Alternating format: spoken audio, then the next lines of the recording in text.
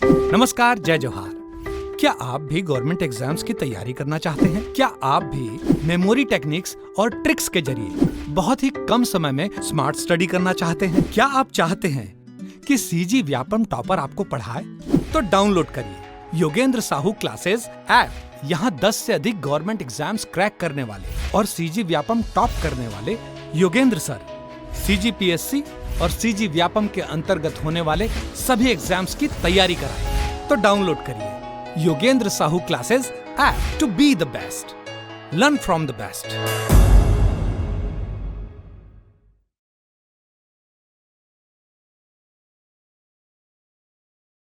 नमस्कार दोस्तों, आप सभी का स्वागत है योगेंद्र साहू ऑनलाइन क्लासेस में। मैं आपका दोस्त, आपका होस्ट, आपका ट्यूटर दीपक इस ऑनलाइन प्लेटफॉर्म में आपका स्वागत करता हूं। ये हमारे एमसीक्यू की क्लास है एडीओ के एग्ज़ाम के लिए। एडीओ का जो एग्ज़ाम अभी होने वाला है, जिसकी लगभग 200 वैकेंसीज डिक्लेयर हो चुकी है, फॉर्म भराना भी चालू होगा और हमारी संस्था द्वारा इस एग्ज़ाम की क्लासेस भी करवाई जा रही है। थ्योरी क्लासेस कंटिन्यू चल रही है ऐप में, संस्था के ऐप में। आप योगेंद्र साहू ऑनलाइन क्लासेस के ऐप से जुड़ सकते हैं और जो थ्योरी क्लास कराई जा रही है उसके संबंध में एमसीक्यूज़ के सीरीज़ भी कंटिन्यू चल रहे हैं सर दोस्तों। तो आज का जो हमारे एमसीक्यू का टॉपिक है, जो क्लास हो रही है उसके अकॉर्डिंग जो हमारे एमसीक्यू का टॉपिक है वो है स्वयं सहायता समूह, सेल्फ हेल्प ग्रुप। काफ़ी इंपॉर्टेंट टॉपिक है, ठीक है। एडीओ जो आपका पोस्ट है ना, सहायक विकास विस्तार अधिकारी, है ना, जो आपका पोस्ट है वो किसके साथ काम करेगा? वो ग्राम पंचायत में जुड़ के आपका स्वयं सहायता समूह के साथ ही मिलकर काम करेगा। स्वयं सहायता समूह को रेटिंग देने का काम भी एडीओ ही करता है, जिसके द्वारा उनको फंड मिलता है स्वयं सहायता समूह को बैंक से, है ना। तो एडीओ स्वयं सहायता समूह के साथ ही काम करता है, ये आप मान लीजिए, ठीक है। तो स्वयं सहायता समूह जो है काफ़ी इंपॉर्टेंट टॉपिक होने वाला है किस एग्जाम के लिए? एडीओ एग्जाम के लिए। तो इसके अभी टॉप 30 क्वेश्चन हम पार्ट 1 में देख रहे हैं। फैक्ट बेस के क्वेश्चन है, ये फैक्चुअल है, ठीक है। इसके सेकंड पार्ट में भी हम इसके थोड़े से थ्योरी और एनालिटिकल क्वेश्चन देखेंगे। तो ये पार्ट 1 है, ठीक। इसमें फैक्ट ज़्यादा है और काफ़ी इंपॉर्टेंट क्वेश्चन का संकलन है दोस्तों। ये आपके एडीओ एग्जाम के लिए काफ़ी इंपॉर्टेंट होने वाला है। देखिए, आप जितना ज़्यादा एमसीक्यूज करेंगे, जितना ज़्यादा आप क्वेश्चन करेंगे, उतनी आपकी तैयारी पुख्ता होगी, ठीक है। आपने पढ़ लिया, बहुत अच्छी बात है, लेकिन उस पढ़ाई को जांचना भी बहुत ज़रूरी है, ठीक। तो ये जो है आपका एमसीक्यूज का सीरीज आपकी पढ़ाई को जांचने के काम आएगा। तो चलिए बिना समय गंवाए आज का पहला क्वेश्चन देख लेते हैं। बहुत बेसिक से लिए हमने क्वेश्चन, है ना, बहुत आधारभूत स्तर से क्वेश्चन लिया है और इसको लेवल को बढ़ाते जाएंगे, है ना। जहां भी SHG लिखा रहेगा, स्वयं सहायता समूह, सेल्फ हेल्प ग्रुप, ठीक है, डिनोट होगा। SHG में शामिल होने के लिए अधिकतम एवं न्यूनतम आयु सीमा, ठीक है, अधिकतम एवं न्यूनतम आयु सीमा क्या है? तो भैया क्वेश्चन देखिए, है ना, स्वयं सहायता समूह में शामिल होने के लिए अधिकतम एवं न्यूनतम आयु सीमा क्या है, ठीक है। तो आपको पता है कि आयु सीमा है 18 से कितना है, 18 से 65 वर्ष। कितना है मेरे दोस्तों? 18 से 65 वर्ष, है ना। और 18 से 65 वर्ष है ऑप्शन सी, और आप लगा दिए ऑप्शन सी, और ये हो गया गलत, ये हो गया गलत, है ना, पूरी तरह गलत। यहां पहले पूछा है अधिकतम, फिर पूछा है न्यूनतम। क्वेश्चन को जल्दी जल्दी में पढ़ के गलती ना करें, इस टाइप की गलती होती है। पहले पूछा है अधिकतम, तो अधिकतम 65 है, न्यूनतम कितना है? 18। यहां क्या होगा? यहां होगा ऑप्शन डी, सही आंसर होगा। क्या होगा दोस्तों? Option D. पहले अधिकतम पूछा है तो अधिकतम 65, न्यूनतम 18। ऐसे ही हम बहुत जल्दी जल्दी और एक्साइटमेंट में क्वेश्चन पढ़ते हुए गलती करते हैं और हमारा आता हुआ क्वेश्चन जो हमारे को सेलेक्ट करवा सकता था एग्जाम में, वो हमारे हाथ से चले जाता है, ठीक है। इसी में एक गलती होती है नहीं, है ना, नहीं लिखा रहता है और हम उसको पढ़ लेते हैं है, नहीं है को क्या पढ़ लेते हैं, और उसमें भी गलती होता है, बहुतों से होता है ये गलती, ठीक है। तो अधिकतम और न्यूनतम बोला है, तो अधिकतम आयु सीमा है 65, न्यूनतम है 18, ऑप्शन होगा ऑप्शन डी। चलिए, शानदार, पहला क्वेश्चन हो गया। दूसरा, एसएसजी की स्थापना के लिए कितने सदस्य होने चाहिए? ठीक है, एसएचजी की स्थापना के लिए कितने सदस्य होने चाहिए? आपको पता है एसएचजी सामान्य, एसएचजी अगर सामान्य की बात करें, सामान्य स्तर पर करें तो 10 से 20 सदस्य होते हैं। अगर दिव्यांगों के, है ना, दिव्यांगों का समूह है, दिव्यांगों का समूह है तो न्यूनतम संख्या कितनी हो सकती है? 5 हो सकती है ना, न्यूनतम संख्या 5 हो सकती है। पहाड़ी क्षेत्र में भी न्यूनतम संख्या 5 हो सकती है। यहां सामान्य क्षेत्र में न्यूनतम संख्या आपको 10 दिख रही है, अधिकतम 20 दिख रही है। दिव्यांगों के क्षेत्र में न्यूनतम संख्या 5 होगी, ठीक है, अधिकतम वही 20 होगी। हाँ, तो एसएचजी की स्थापना, जब इसमें कुछ नहीं बोला है तो हम सामान्य मानेंगे। एसएचजी की स्थापना के लिए सामान्य कितने सदस्य होना चाहिए? 10 से 20। कितने होने चाहिए? 10 से 20। ये मैं बता दिया। दिव्यांग लोग समूह बनाएंगे तो न्यूनतम संख्या 5 हो सकती है। चलिए दूसरा क्वेश्चन भी हो गया, ठीक है। एसएचजी समूह के लिए सदस्यता शुल्क क्या निर्धारित किया गया है ना? अगर आपको स्वयं सहायता समूह में जुड़ना है तो आपको सदस्यता शुल्क न्यूनतम कितना देना पड़ेगा? ये हमने पढ़ाया हुआ है, न्यूनतम सदस्यता शुल्क 10 रुपए। कितना? न्यूनतम, इतना तो देना ही पड़ेगा आपको, न्यूनतम सदस्यता शुल्क, ठीक है, 10 रुपए। चलिए आगे बढ़ते हैं। एसएचजी में किस प्रकार के समूह होते हैं? आपको पता है कि एसएचजी कैसे कैसे समूह होते हैं, है ना? समूह का वर्गीकरण अपन पढ़े हैं, लिंग के आधार पर, है ना, आर्थिक आधार पर और उद्देश्य के आधार पर। तो लिंग के आधार पर कितने होते हैं? केवल महिला ही समूह होते हैं क्या? नहीं। केवल पुरुष समूह होते हैं क्या? नहीं। महिला और बच्चों का समूह होता ही नहीं है। तो एसएचजी में किस प्रकार के समूह होते हैं? ऑप्शन डी, महिला और पुरुषों का समूह।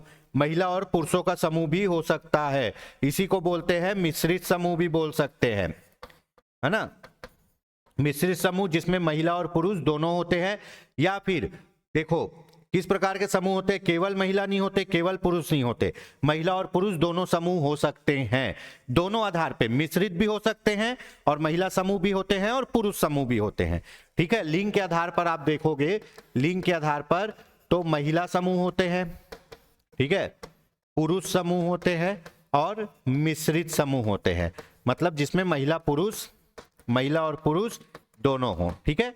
तो ये समूह होते हैं, तो यह महिला और पुरुष समूह, ठीक। चलिए एसएचजी किस प्रकार के समूह होते हैं? बहुत इंपॉर्टेंट क्वेश्चन है ना। अगर आपको स्वयं सहायता समूह में भाग लेना है, ये किस पर निर्भर करता है जी? आपकी इच्छा पर निर्भर करता है।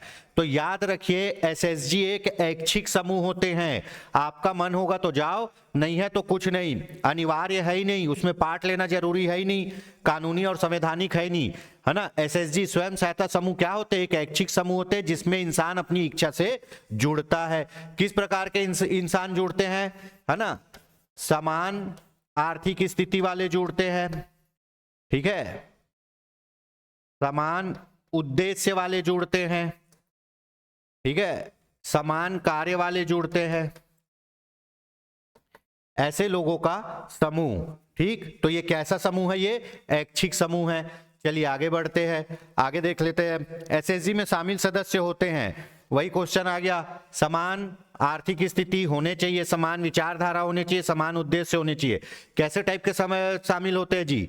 ये होते हैं उपरोक्त सभी। एसएचजी में सदस्य कहां कहां से होते हैं, ठीक है, कहां से होते हैं? जगह के हिसाब से बोलेगा तो एक मोहल्ले के होने चाहिए, ठीक है, एक मोहल्ले के होने चाहिए, एक पारा के होने चाहिए, एक टोला के होने चाहिए, या फिर एक गांव के होने चाहिए, है ना। ऐसा नहीं कि एक सदस्य का गांव यहाँ है, दूसरे सदस्य का 10 किलोमीटर दूर है, तो कहां से ग्रामीण विकास करोगे? वो अपने गांव का करेगा, आप अपने गांव का करोगे, ऐसा तो नहीं होगा।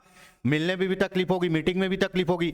तो जब स्वयं सहायता समूह बनाया जाता है तो ये देखा जाता है कि एक मोहल्ले के सदस्य हो, एक पारा के हो, एक टोला को हो, या एक गाँव के हो। और सदस्य की स्थिति कैसे होती है? समान आर्थिक स्थिति वाले हो, समान विचारधारा वाले, समान उद्देश्य वाले। अगर आप एक करोड़पति के साथ एक गरीब का समूह बनाओगे तो काम कर पाओगे क्या? नहीं कर पाओगे। चलिए आगे बढ़ते हैं, ठीक है। काफी इंपॉर्टेंट क्वेश्चन है दोस्तों। एसएचजी का गठन किन उद्देश्यों के लिए किया जाता है ना? आपको ये पढ़ाए हुए हैं। एसएचजी के गठन के उद्देश्य, आर्थिक उद्देश्य, आर्थिक उद्देश्य मतलब क्या? ऋण लेने के लिए, है ना, आप समूह से ऋण ले सकते हो, समूह के साथ मिलके काम कर सकते हो। समूह कोई बिजनेस करता है तो उससे लाभ में हिस्सा मिलेगा। स्वास्थ्य संबंधी उद्देश्य, आपको पता है अगर कोई स्वास्थ्य योजना आई है उसके लिए भी स्वयं सहायता समूह बना के कार्य किया जा सकता है। शैक्षिक उद्देश्य, आपको पता है कोई शिक्षा योजना के लिए भी क्या किया जा सकता है, समूह बना के कार्य किया जा सकता है। तो इसका ऑप्शन होगा ऑप्शन डी, किसी भी उद्देश्य के लिए स्वयं सहायता समूह बनाया जा सकता है। किसी भी लीगल उद्देश्य के लिए जो जरूरी हो स्वयं सहायता समूह बनाया जा सकता है। ठीक है, चलिए ये अभी मैं बताया। दिव्यांग लोगों द्वारा बनाए गए एसएचजी में न्यूनतम सदस्य संख्या क्या हो सकती है, आपको पता है दोस्तों, है ना, दिव्यांग द्वारा बनाए गए समूह में न्यूनतम सदस्य संख्या 5 होती है। और सामान्य सदस्य के लिए, है ना, सामान्य सदस्य के लिए न्यूनतम संख्या 10 अधिकतम 20 होती है। ठीक है, चलिए आगे बढ़ते हैं। एसएचजी बनाने की अवधारणा किस देश से प्रेरित है, बहुत इंपॉर्टेंट है। सबसे पहले एसएचजी कहां बना था, सबसे पहले एसएचजी बना था बांग्लादेश में। कहां बना था, बांग्लादेश में। ठीक है, कहां बना था, बांग्लादेश में। ठीक, मोस्ट इंपॉर्टेंट क्वेश्चन, सबसे पहले एसएचजी का निर्माण किसने किया था, है ना, किसने किया था, शेख हसीना, इंदिरा गांधी, कैलाश सत्यार्थी, मोहम्मद यूनुस।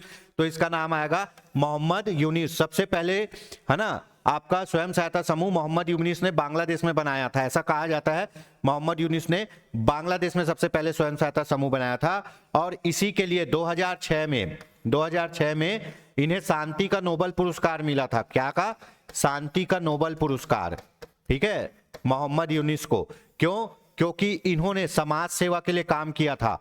किसने, मोहम्मद यूनुस ने समाज सेवा के लिए काम किया था। एसएचजी के द्वारा लोगों के जीवन स्तर को बढ़ाया था। ठीक है, चलिए आगे देख लेते हैं। भारत में पहली बार एसएचजी कब बना। ठीक है, भारत में पहली बार एसएचजी कब बना, अगर आप सरकारी स्तर पर देखोगे, है ना, कार्यालय स्तर पर सरकारी कामकाज के अनुसार देखोगे, सरकार के अनुसार देखोगे, ऑथेंटिक रूप से सरकारी स्तर पर, है ना, तो सबसे पहले कब बना था, सबसे पहले बना स्वर्ण जयंती ग्राम स्वरोजगार योजना में। ये कब चालू हुआ था, 1999 में, 1 अप्रैल 1999 में, 90 के दशक में, है ना, स्वर्ण जयंती ग्राम स्वरोजगार योजना के तहत भारत में सबसे पहले एसएचजी बना था सरकारी स्तर पर। इससे पहले भी, है ना, 70 के दशक में, 60 के दशक में कार्य किया जा रहा था, है ना, लेकिन अगर आप योजना के तहत देखोगे तो सबसे पहले एसएचजी बना स्वर्ण जयंती ग्राम स्वरोजगार योजना में। ठीक है, ये पढ़ा चुके हैं दोस्तों। उसके बाद एसएचजी के निर्माण से लोगों को वास्तविक लाभ कौन सी योजना में मिला।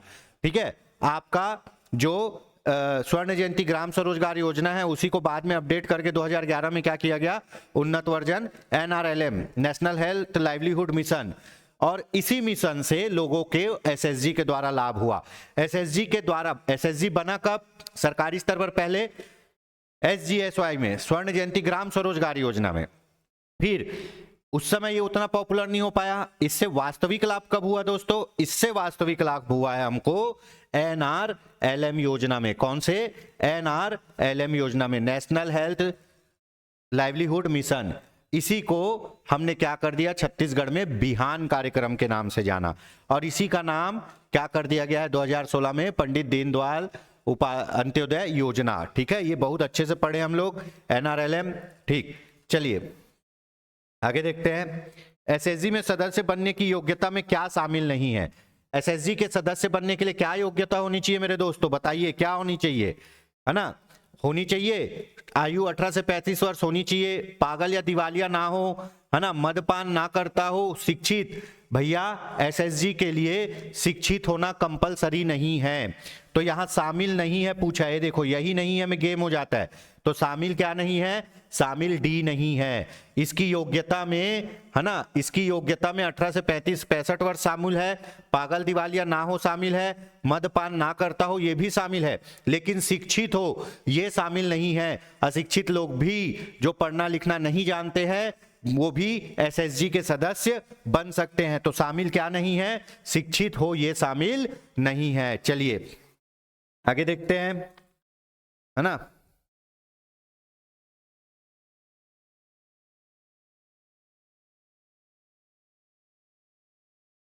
चलिए भाई, एसएचजी में एक परिवार से कितनी महिलाएं होनी चाहिए, है ना, बताइए। एसएचजी में एक परिवार से कितनी महिलाएं होनी चाहिए बताइए कमेंट करके। ठीक है, चलिए आप लोग भी उत्तर दो। आपने एसएसजी के शर्तों में पढ़ा है एक परिवार से एक ही महिला होनी चाहिए, है ना। अगर एक परिवार की 4-5 देरानी जेठानी सास ननन बहू सबको रख लोगे, उन लोग खुद का समूह बनाएंगे, बाकी लोगों की बात ही नहीं सुनेंगे, अपना एकाधिकार चलाएंगे। इसीलिए एक परिवार से एक ही महिला होनी चाहिए दोस्तों, ठीक है। चलिए अब देखते हैं, बहुत अच्छा क्वेश्चन है, बहुत अच्छा। एसएसजी में कितने प्रतिशत सदस्य बीपीएल परिवार के होने चाहिए दोस्तों, बताइए, कमेंट करिए फटाक से। क्लासेस आपने देखी होंगी, पढ़ी होंगी, है ना। आजकल तो कहीं से भी आपको सोर्स मिल ही जाएगा, नेट में हर चीजें हैं, ठीक है। और अपनी अच्छी तैयारी के लिए अपनी अच्छी तैयारी आप करना चाहते हैं तो योगेंद्र साहू ऑनलाइन क्लासेस के साथ जुड़िए। इन सभी एमसीक्यूज की थ्योरी हमारे ऐप में उपलब्ध है, आप स्क्रीन पर चल रहे नंबर पर कांटेक्ट करके डिटेल पता कर सकते हैं। चलो क्वेश्चन में आ जाते हैं। एसएसजी में कितने प्रतिशत सदस्य बीपीएल परिवार के होने चाहिए, थोड़ा विवाद हो जाएगा, है ना। तो मैं मानता हूं कि एसएसजी में 70% सदस्य बीपीएल परिवार के होने चाहिए। कुछ लोग बोलेंगे सर 80%, है ना। सामान्य स्थिति में 80% सदस्य बीपीएल परिवार के होने चाहिए, लेकिन विशेष परिस्थितियों में 70% तक सदस्य बीपीएल परिवार के हो सकते हैं। मैं दोनों आपको बताया हूं। यही क्वेश्चन रिवर्स में आ जाता है कि एसएसजी में कितने प्रतिशत परिवार एपीएल सदस्य के होने चाहिए। तो भैया सामान्य परिस्थिति में 20% एपीएल लोग हो सकते हैं और विशेष परिस्थिति में 30% एपीएल लोग हो सकते हैं, ठीक है। तो अगर हम देखेंगे न्यूनतम तो 70% बीपीएल परिवार होने चाहिए, तभी 30% एपीएल परिवार होगा। अगर 80% बीपीएल परिवार होगा तो 20% एपीएल परिवार होगा। सामान्य स्थिति में यह है, विशेष परिस्थिति में यह है। चलिए आगे बढ़ जाते हैं, कमेंट करते रहिए, ठीक है। बहुत अच्छा क्वेश्चन, बहुत इंपॉर्टेंट क्वेश्चन है ये, बहुत इंपॉर्टेंट। प्रत्येक ब्लॉक में कितने प्रतिशत एसएसजी महिला समूह होनी चाहिए, बताइए दोस्तों, फटाक से कमेंट करिए। प्रत्येक ब्लॉक में बोल रहा है, ब्लॉक स्तरीय संगठन में, है ना, ब्लॉक में कितने प्रतिशत महिला सदस्य होने, महिला एसएसजी होने चाहिए, ग्रुप महिला होनी चाहिए, ठीक है। तो इसका ऑप्शन होगा, बताइए क्या होगा, 50, 60, 70, 80। तो मेरे दोस्तों रण बाकरो, इसका ऑप्शन होगा 50% महिला समूह होना चाहिए ब्लॉक में। प्रत्येक ब्लॉक में विकास खंड स्तर पर जितने भी एसएसजी समूह है उसमें से 50% महिला समूह होना चाहिए। बहुत इंपॉर्टेंट क्वेश्चन दोस्तों, बहुत इंपॉर्टेंट। इसका पार्ट 2 भी आएगा। लघु सिंचाई परियोजना, ये तो आपको डायरेक्ट मिल जाएगा। लघु सिंचाई परियोजना और नवा अंजोर कार्यक्रम के लिए बनाए गए एसएसजी में सदस्यों की संख्या क्या हो सकती है, बताइए। सदस्यों की संख्या क्या हो सकती है ना। 1 से 3, 2 से 5, 5 से 7, 5 से 10। तो दोस्तों विशेष स्थिति में लघु सिंचाई परियोजना और नवांजोर कार्यक्रम के तहत एसएसजी में सदस्यों की संख्या 2 से 5 हो सकती है। बहुत इंपॉर्टेंट है। जो चीजें अपवाद है या थोड़ा लीक से हटके है ना दोस्तों, वो चीजें और ज्यादा इंपॉर्टेंट है। आपको पता है एसएसजी में न्यूनतम सदस्य संख्या 10 है, अधिकतम 20 है।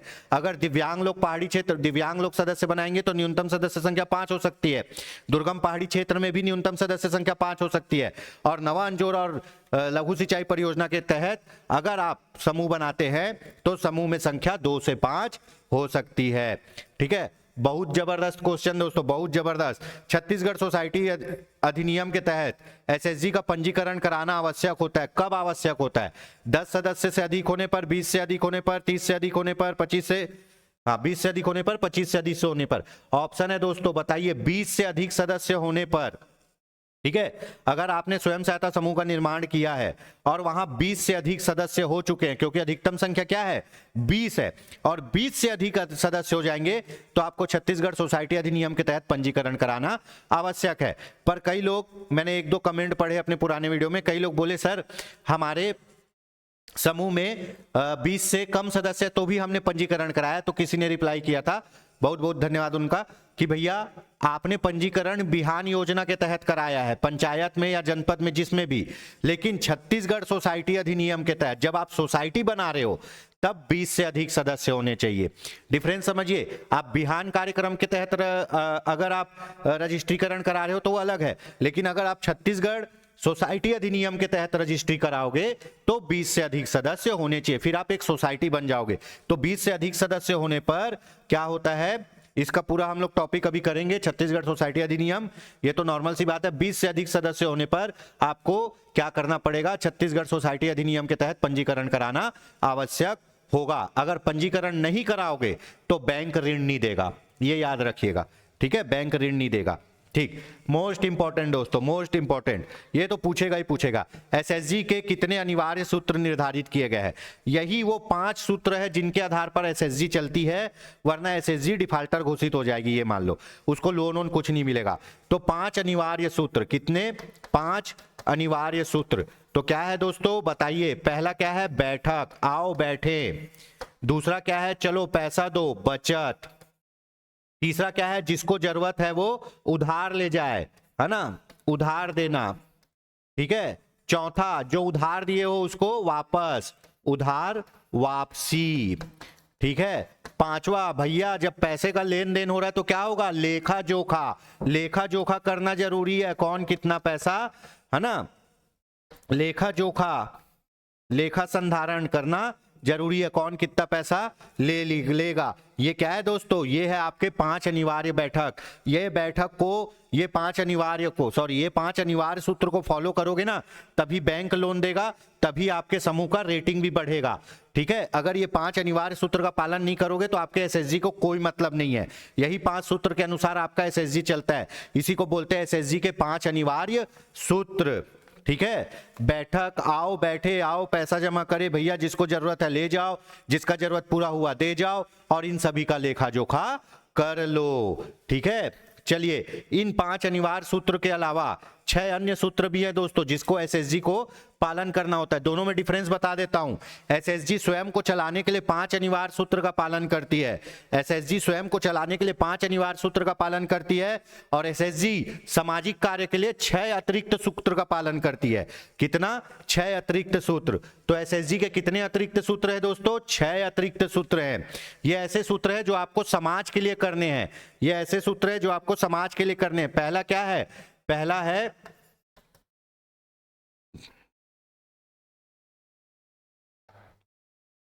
ठीक है, 6 अतिरिक्त सूत्र। पहला क्या है? पहला है आपका स्वच्छ, स्वच्छ समूह। फिर क्या है? आपका स्वस्थ समूह। फिर क्या है? आपका नशा मुक्ति, ठीक है। फिर क्या है? आपका पोषण, ठीक है। फिर क्या है? आपका ग्राम सभा में सहयोग। फिर क्या है? आपका शिक्षित, शिक्षित समूह। तो ये 6 समूह है। समूह को स्वच्छता रखना है, गांव को खुले में शौच मुक्त रखना है, खुद को भी रखना है, खुद को भी स्वस्थ रखना है, गांव के स्वास्थ्य को भी देखना है, नशा नहीं करना है, न करने देना है, बच्चों के पोषण का ध्यान रखना है, शिक्षा का ध्यान रखना है, और ग्राम सभा में सहयोग करना है। ये 6 अतिरिक्त सूत्र है जिनका पालन आपको करना होगा, ये समाज के लिए, है ना। एक ग्राम संगठन, बहुत इंपॉर्टेंट, एक ग्राम संगठन में न्यूनतम कितने एसएसजी होते जी? आपको बताया हूं मैं, है ना, आपको बताया हूं, ठीक है। ग्राम संगठन होता है, ग्राम संगठन के बाद संकुल होता है, संकुल के बाद आपका ब्लॉक होता है, संकुल के बाद क्या होता है? ब्लॉक होता है ना। तो याद रखिए, एक ग्राम संगठन में, एक ग्राम संगठन में, है ना, न्यूनतम आपके कितने एसएसजी हो सकते हैं? न्यूनतम आपके 5 एसएसजी, और अधिकतम कितने दोस्तों? अधिकतम 25 एसएसजी होते हैं, ठीक है। तो याद रखिए, एक ग्राम संगठन संस्था होती है, उसमें न्यूनतम 5 स्वयं सहायता समूह होते हैं और अधिकतम 25 स्वयं सहायता समूह मिलकर क्या बनाते हैं? ग्राम संगठन, है ना। एक आप हायरार्की पढ़े हैं, ठीक है, हायरार्की पढ़े हैं, उसमें हायरार्की में क्या होता है? सबसे पहले होता है NRLM, SRLM, उसके बाद डिस्ट्रिक्ट मिशन मैनेजमेंट यूनिट, है ना। जिला, जिले के बाद क्या आएगा? Block mission management unit. Block के बाद क्या आएगा? Cluster, CLU, cluster level unit. और उसके बाद क्या आता है? उसके बाद आता है ग्राम, गांव, है ना।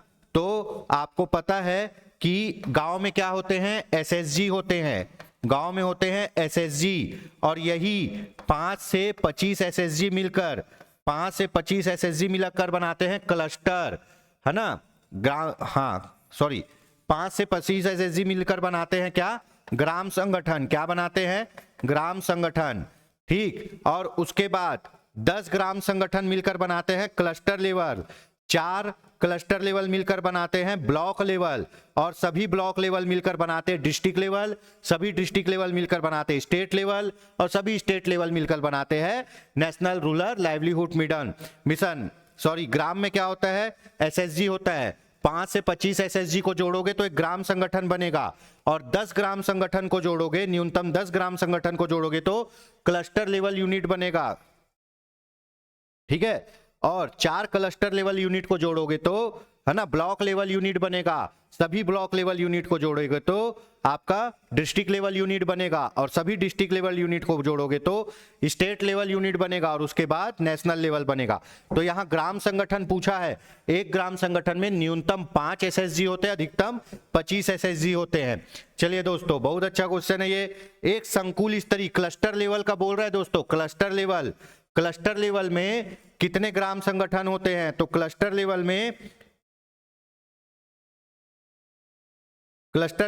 न्यूनतम 10 ग्राम संगठन होते हैं। कितने, न्यूनतम 10 ग्राम संगठन। संकुल स्तरीय संगठन में, क्लस्टर लेवल संगठन में न्यूनतम 10 ग्राम संगठन होते हैं। चलिए, उससे ऊपर क्या होता है, ब्लॉक होता है। हायरार्की बताया ना अभी, ठीक है। उसके ऊपर होता है ब्लॉक, संकुल के ऊपर क्या होता है, ब्लॉक। तो एक ब्लॉक स्तरीय में कितने संकुल स्तरीय संगठन होते हैं, न्यूनतम 4 संकुल स्तरीय संगठन मिलकर क्या बनाएंगे, ब्लॉक स्तरीय संगठन। फिर से देख लेते हैं। सबसे पहले एनआरएलएम होता है, उसके बाद एसआरएलएम होता है, इसी को बिहान बोलते हैं छत्तीसगढ़ में। उसके बाद डिस्ट्रिक्ट मिशन मैनेजमेंट यूनिट होता है, उसके बाद ब्लॉक मिशन मैनेजमेंट यूनिट होता है, उसके बाद CLU होता है, ठीक है। यहां तक समझ में आ गया। उसके बाद क्या होता है, ग्राम होता है, ठीक। उसके बाद क्या होता है, गांव होता है। तो गांव में क्या होता है दोस्तों, गांव में आपका एसएसजी होता है। गांव में क्या होता है, गांव में एसएसजी होता है। एसएसजी मिलकर क्या बनाते हैं, ग्राम संगठन बनाते हैं, और ग्राम संगठन मिलकर क्या बनाते हैं, क्लस्टर लेवल संगठन बनाते हैं, ठीक है।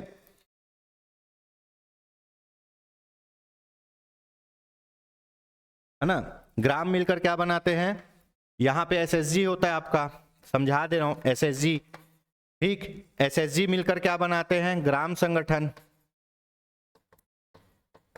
और यही ग्राम संगठन मिलकर क्या बनाते हैं, क्लस्टर लेवल, और यही क्लस्टर लेवल मिलकर क्या बनाते हैं, ब्लॉक लेवल।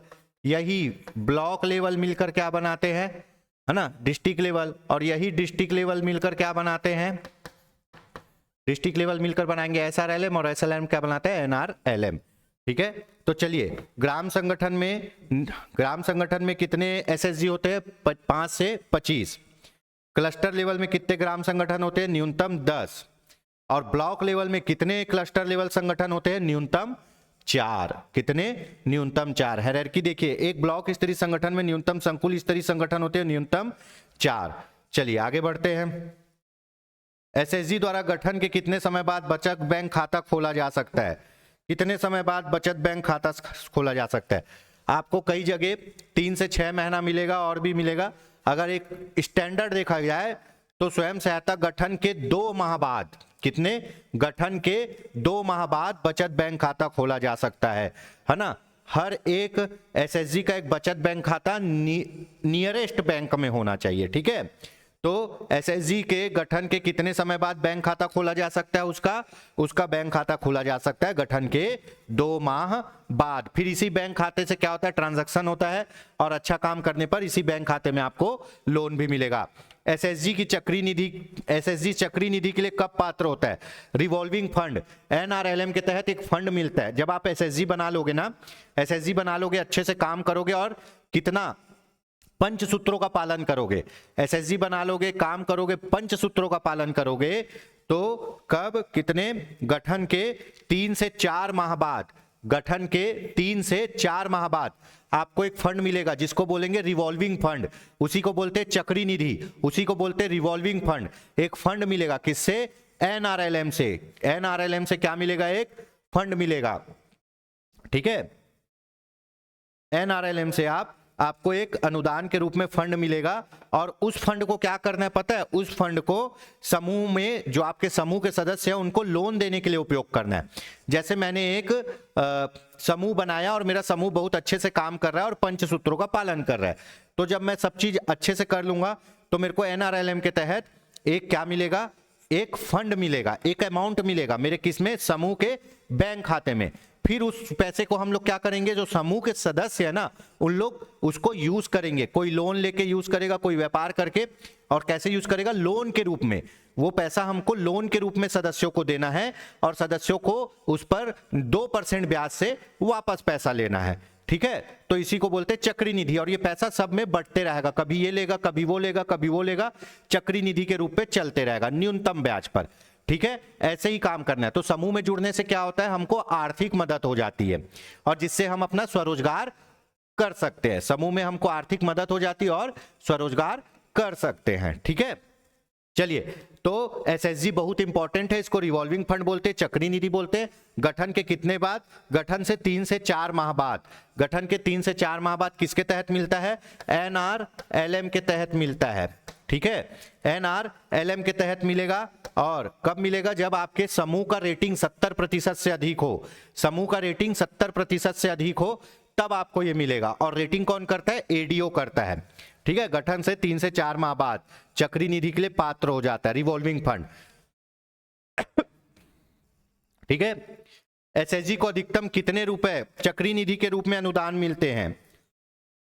एसएसजी को अधिकतम कितने रुपए चक्री निधि के रूप में अनुदान मिलते हैं, है ना? आपको पता है 3 से 4 माह बाद गठन के 3 से 4 माह बाद चक्री निधि के लिए पात्र हो जाते हैं। एनआरएलएम हमको चक्री निधि देता है, कितना देता है ना? तो अधिकतम बोला है, तो अधिकतम 15,000 चक्री निधि हमको कितनी मिलती है? अधिकतम 15,000। कहां आएगा? समूह के बैंक खाते में आएगा। और न्यूनतम चक्री निधि कितनी मिलती है? न्यूनतम चक्री निधि मिलती है हमको 10,000। ये कहां आएगा? समूह के बैंक खाते में आएगा, ठीक है। तो ये पैसे को क्या करना है? सदस्यों को लोन देने के लिए यूज करना है। ये पूछा जाता है चक्री निधि का उपयोग किस लिए किया जाता है? चक्री निधि का उपयोग, रिवॉल्विंग फंड का उपयोग जो एनआरएलएम के तहत हमको मिला है बैंक खाते में, उसका उपयोग सदस्यों को ऋण देने के लिए किया जाएगा, ठीक है। चलिए, सदस्यों को ऋण देना है ये कौन डिसाइड करता है? सभी सदस्य आपस में मिलकर करते हैं, ठीक। तो चक्री निधि अधिकतम 15, न्यूनतम 10। चलिए, एसएसजी के गठन के कितने समय बाद बैंक से ऋण ले सकती हैं, है ना? गठन के कितने समय बाद बैंक से ऋण ले सकते हैं? तो दोस्तों, एक स्टैंडर्ड मानक के अनुसार अगर आप पंचसूत्रों का पालन कर रहे हो, तो गठन से 6 से 12 महीने बाद, गठन के 6 से 12 महीने बाद आप क्या बैंक से लोन लेने के पात्र हो जाओगे, ठीक है। पहले क्या करते हैं? जब एसएसजी बनता है तो 2 माह बाद बैंक अकाउंट खोलते हैं और सभी सदस्य लोग अपना अपना कुछ पैसा जो भी डिसाइड हो, जैसे 20 सदस्य है और बोले सब 200 रुपए हर महीने जमा करेंगे, तो क्या होगा? सभी लोग 200 रुपए बैंक में जमा करेंगे, जैसे भी जमा करेंगे। एक फंड हो गया। उसके बाद अच्छे से काम करेंगे तो हमको 15,000 रुपए क्या मिल जाएगा? चक्री निधि। तो ये सब पैसे को हमको क्या करना है? सदस्यों को लोन के रूप में देने के लिए यूज करना है और उस पर एकदम न्यूनतम ब्याज लेना है। और ऐसे ही हम अच्छे काम करते रहेंगे तो हमको बैंक से भी लोन मिल सकता है। किससे? बैंक से।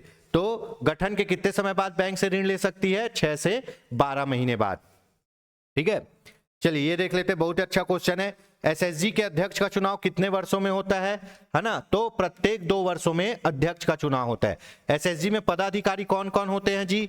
अध्यक्ष होता है ना, उपाध्यक्ष होता है, ठीक है, सचिव होता है और कोषाध्यक्ष होता है ना। ये क्या होते हैं? एसएसजी के पदाधिकारी होते हैं। तो अध्यक्ष का हर कितने 2 साल में? हर 2 साल में। हर कितने वर्षों में? हर 2 वर्षों में अध्यक्ष चेंज होना चाहिए, अध्यक्ष का चुनाव होना चाहिए, ठीक है। चलिए, एसएचजी के बैंक खाते से पैसा निकालने के लिए मोस्ट इंपॉर्टेंट, एसएचजी से बैंक खाते के पैसा निकालने के लिए किसके हस्ताक्षर होने चाहिए? अध्यक्ष और सचिव, अध्यक्ष और उपाध्यक्ष, अध्यक्ष और 5 सदस्य, अध्यक्ष या सचिव और कोषाध्यक्ष। तो ऑप्शन होगा दोस्तों ऑप्शन डी, एसएचजी के बैंक खाते से पैसा निकालने के लिए या तो अध्यक्ष या कोषाध्यक्ष का सिग्नेचर या सचिव या कोषाध्यक्ष का सिग्नेचर, है ना, कोई भी 2 लोगों का सिग्नेचर आवश्यक होता है। ये दोनों भी अकेले पैसा नहीं निकाल सकते, ठीक है।